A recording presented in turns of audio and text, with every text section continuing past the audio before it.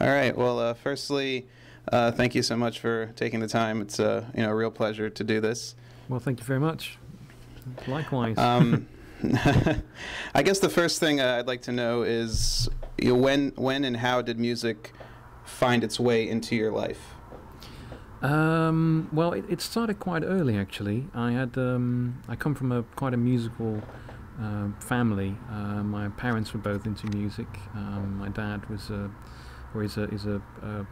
contemporary composer himself and used to be a professor at the Royal Conservatory in Holland.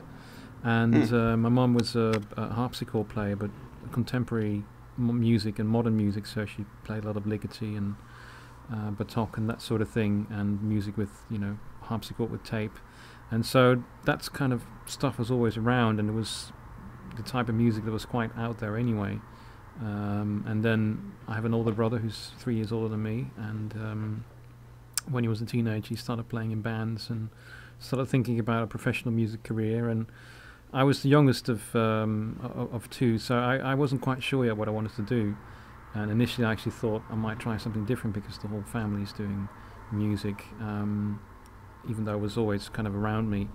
I thought I might be a graphic designer, and that idea kind of pretty quickly came and went, because I just realized that musically I had a lot more to say and a lot more to do than graphically. I was okay, but I wasn't particularly good at it, and I realized that music came to me a lot more naturally and easily. And so when I moved out of the family house, I was around 18, 19 years old. I actually started looking at it as a possible career, and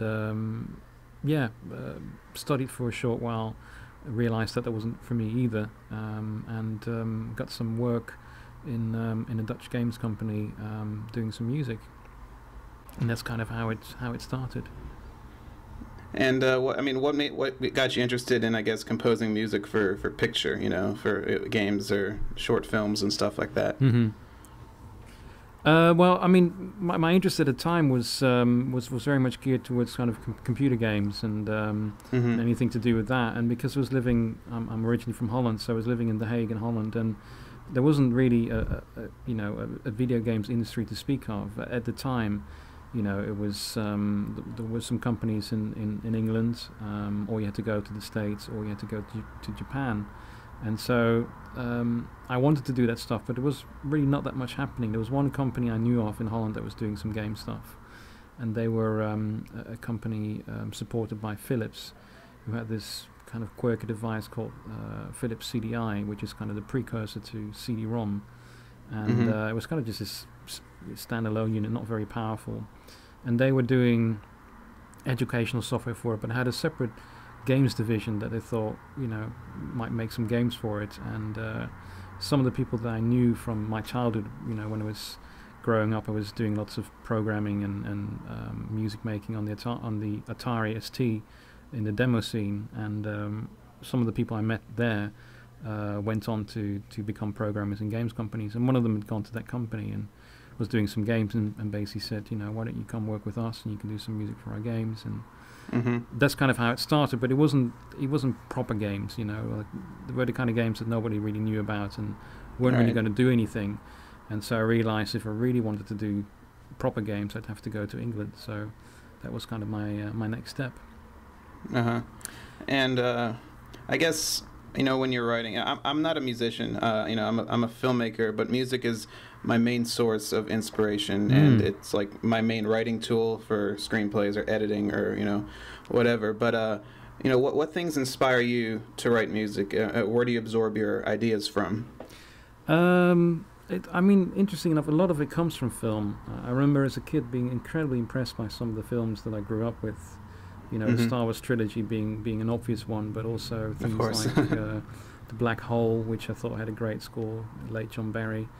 I really liked it's a quirky film, but The Three and the Four Musketeers by Richard Lester had scores by I'm trying to remember now. French composer, just Michael Legrand, and they're kind of these big swashbuckling scores, and I really liked that, and I thought, wow, would it be amazing to write something like that? But I never imagined that something like that would happen.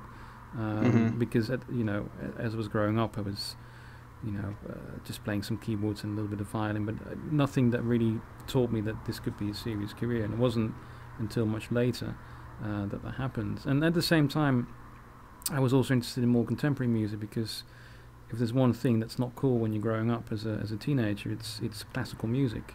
I played in the school orchestra until I was about 12, and then realized, well, if I'm playing the violin, I'm never going to get any girls.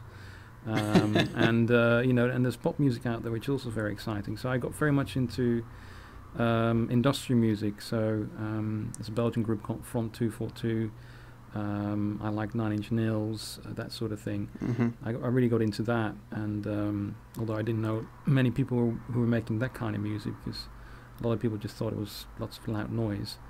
And started playing in some bands and did some drums, and so it's kind of those two things inspiring me, and then the music that my parents were listening to, and because they were in the contemporary world, there was a lot of Ligeti, Bartók, Stravinsky, and more kind of minimal composers going around. And the weird thing to me was that music wasn't strange to me.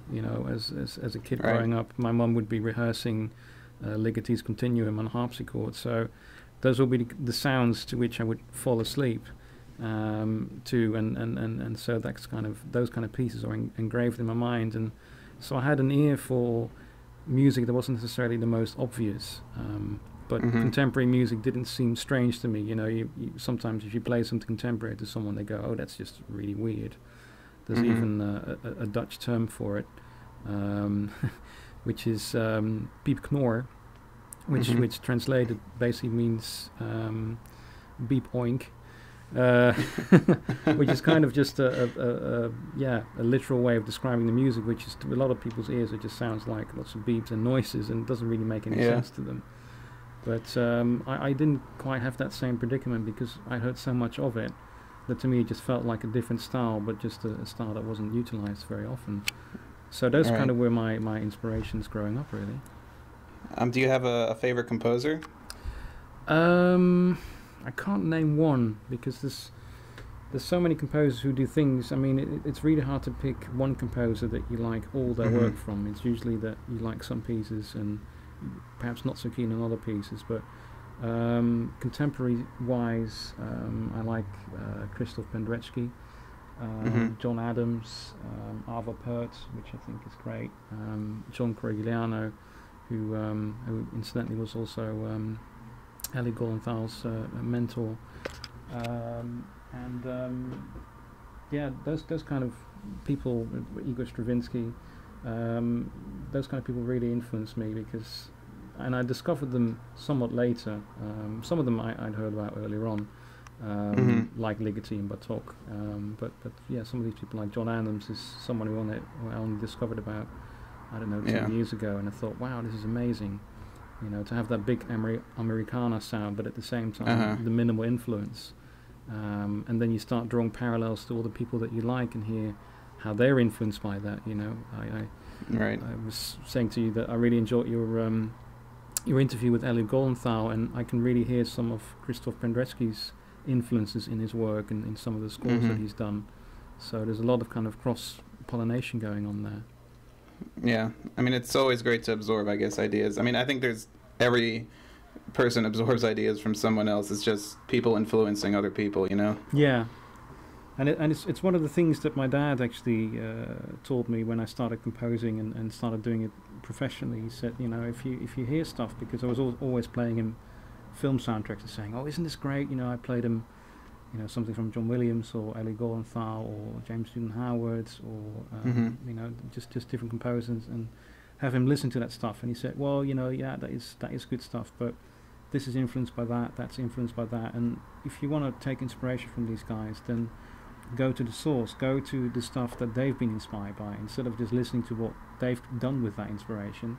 Try and find out what it is that inspired them in the first place, and go back to the source. And so that's, in the past years, that's kind of what I've been trying to do. And it's like with Ellie Golenthal, it's one of the reasons I discovered John Corigliano. I think his Altered State score, for example, is hugely influential in some of the more esoteric scoring that you hear in film as well. and that's the kind of stuff I'm really interested in, because it's not the thing that you would hear much in, say, games, for example.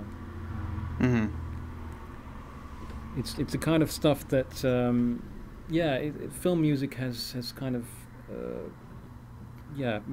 mixed and melded in their stuff. But I think I'm almost finding in game music, when I listen to the stuff that's coming out, is that we're kind of lagging behind the film scoring industry. Is that they're discovering things and styles, taking ideas and inspiration from the concert world, and then the games industry is taking inspiration and ideas from the film scoring world. So they're kind of lagging behind a little bit. And it almost feels like we need a little bit of a renaissance of discovering our own styles instead of just aping what the film industry is doing. But I feel like games are becoming, I think, more cinematic. They're not so much like this is level 1, level 2. We're getting into huge stories, and I mean, especially like even Killzone. You have almost like a blockbuster film element to it. So I feel like the line is kind of getting blurred between films. There's like Metal Gear Solid and these games that are pushing boundaries of what games are supposed to be. Now I was just talking about this game that I recently played called Alan Wake. I don't know if you've seen it. Right, my roommate just got it, so he's playing through it right now. All right, it's worth a listen and a look, because what's nice about it is that it's one of the first games I've seen where they really kind of create their own narrative without. It's cinematic, but it's not looking at film and saying we want to be a film. It's basically, to me at least, it's taking the same kind of devices that film would take, but then putting in a game context. And it's about this writer who from what I've played so far, I've only played very little, but seems to kind of get stuck in his own storyline in this kind of nightmarish world. And I thought it was extremely powerful, also because what they did very well is they kind of kept it quite reined in. There was a lot of good sound design and good incidental music, but nothing was overbearing. It was very did a lot with subtlety, and I think that's coming back to what I was saying earlier. I kind of feel that's where games need to go, where instead of just looking at the cinematic approach and saying, oh, we want to be like films, you say, no, we want the production quality that film has, but apply it to our own way of storytelling and our own way of conveying those stories. And I think that's where it's heading towards. I think there's definitely a shift happening, but I don't think we're quite there yet. Have you noticed anything? I mean, you've worked on the Killzone franchise from PlayStation 2 and now PlayStation 3, and the jumps in technology, I guess, have changed the way the developers are working. Have you seen a shift in the way you approach each Killzone as they come out? Yeah, definitely. Especially with the first one, for example, on the PlayStation 2, there was just not the capacity to stream in-game music from the disc.